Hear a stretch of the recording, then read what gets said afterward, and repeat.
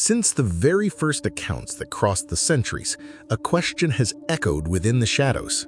Why do vampires, these creatures that defy death and carry eternity upon themselves, fear werewolves more than they fear the very church that so relentlessly pursued them? Should it not be the holy fire, the raised crucifixes, and the burning sermons that represent their greatest threat? And yet behind the stories repeated in sermons and in books of faith lies a truth far older, far wilder, that the altars never dared to reveal. The pages of the Malleus Maleficarum, written in the year 1487, describe vampires as cursed beings, children of the night, distortions of divine creation. And yet in none of its chapters is there mention of the terror they carry in the face of a werewolf's fury. Is that not curious? If the church held such power over the narrative of evil, why did it never record the true enemy of these creatures? The answer lies within the forgotten roots of European mythology. Older texts, such as the fragments of the Volsunga saga, speak of men cursed to wear the skin of wolves, warriors who feared not even the gods themselves. Werewolves were seen as a primordial force bound to the earth, the moon, and the blood of life itself. Unlike the vampire, who must drain what he cannot create, the werewolf is raw abundance, a power that does not depend upon artifices. And what could be more terrifying for a being who takes pride in his eternality than to face a rival who does not fear death? A vampire may manipulate kings, subjugate entire villages, but before a werewolf, his immortality becomes his prison. Thus begins the true tale of this rivalry, not merely a war of fangs against claws, but the clash between the insatiable hunger of the night and the indomitable fury of the moon, a struggle into which not even the church dared to intervene, for its dogmas were incapable of comprehension. But if the curse of the vampire is the burden of immortality, how did it begin? And why, since the very beginning, have they carried such fear of hearing a howl within the darkness? The curse of vampires was not born from the light of the moon, nor from nocturnal hunts, but from humanity's eternal pursuit of power.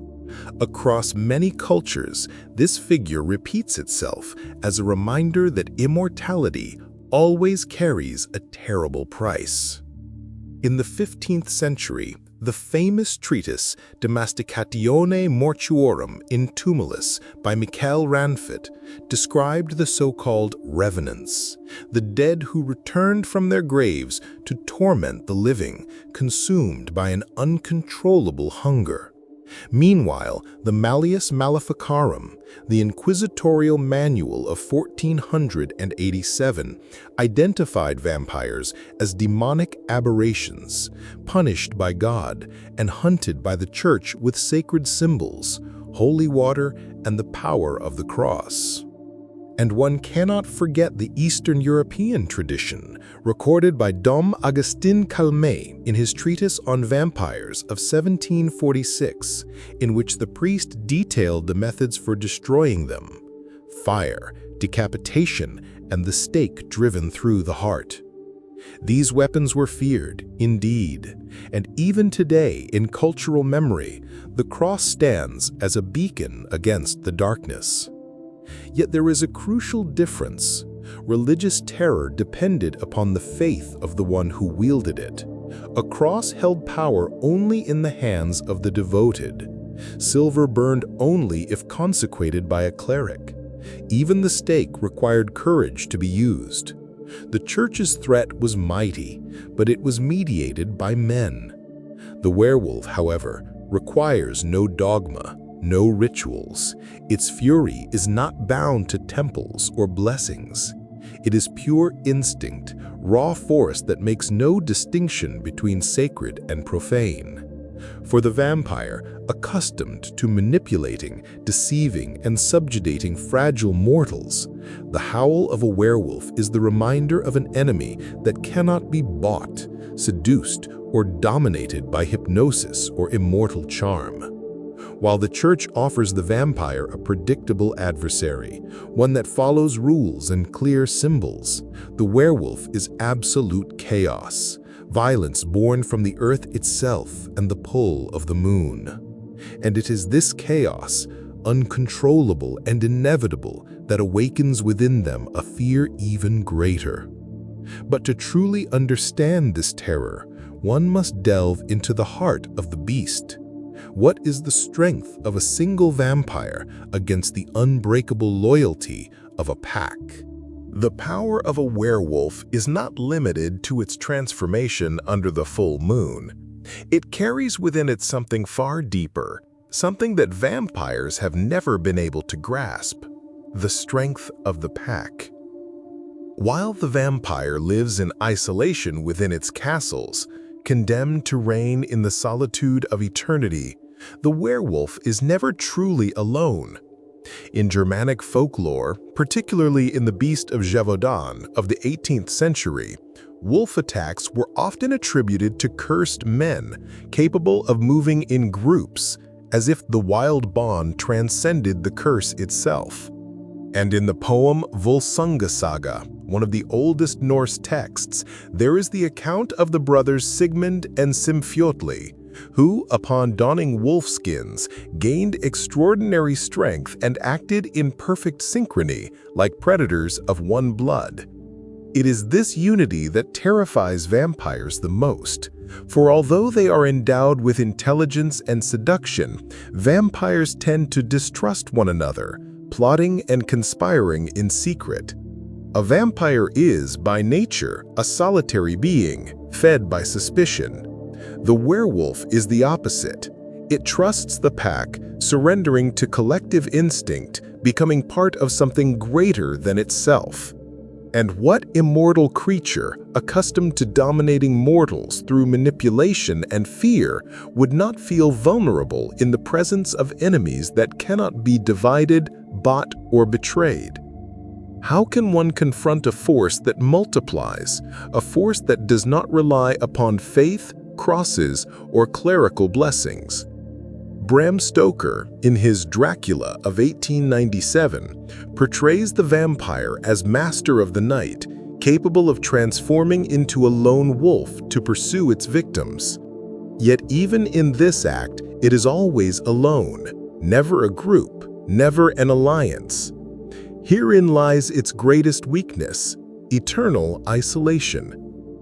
The Church could wound the vampire's body, but the werewolf threatens its very symbolic existence.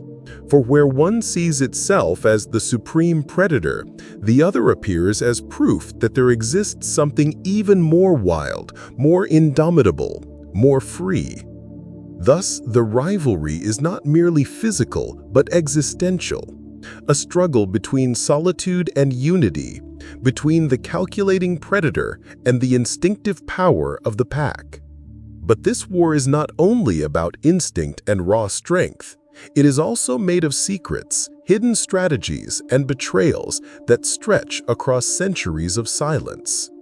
The war between vampires and werewolves has never been merely a contest of brute strength. Behind the scenes of human history, it has unfolded in silence, in the shadows, with strategies and betrayals that rarely reach the ears of mortals. There are accounts in 17th century Transylvanian chronicles suggesting temporary pacts between vampire clans and rebellious packs, fragile alliances forged solely to eliminate common enemies. Yet, as in all wars of predators, such agreements inevitably ended in blood.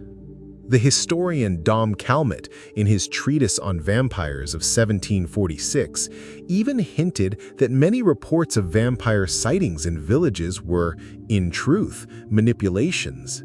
Stories invented to cover secret battles between the two races, fought beneath the moon, far from the eyes of ordinary men. And in the legends of the Carpathians, there are tales of internal betrayals, of vampires who handed their own kind over to werewolves in exchange for a few years of peace. But peace never lasts, for both vampires and werewolves are slaves to their natures. The vampire cannot escape its hunger, just as the werewolf cannot silence the call of the moon. And when instinct speaks louder than reason, Every alliance crumbles. What remains then is an endless cycle of pursuit, where each side seeks advantage in the darkness.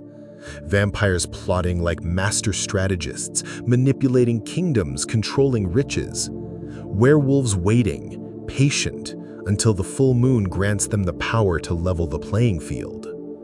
And the question remains, is there any hope for peace between fangs and claws? Or are these creatures doomed to face one another until the end of time, dragging with them the shadows of humanity? Whatever the answer, one truth stands clear. Every howl in the forest and every shadow in the castle serves as a reminder that this war is far from over. And now I ask you, in a final confrontation, who would prevail? The cold eternity of the vampire or the wild fury of the pack? If you wish to delve even deeper into the dark secrets of mythology and uncover what lies behind legends that have survived the centuries, subscribe to the channel and turn on notifications. The next mystery may be even darker than this one.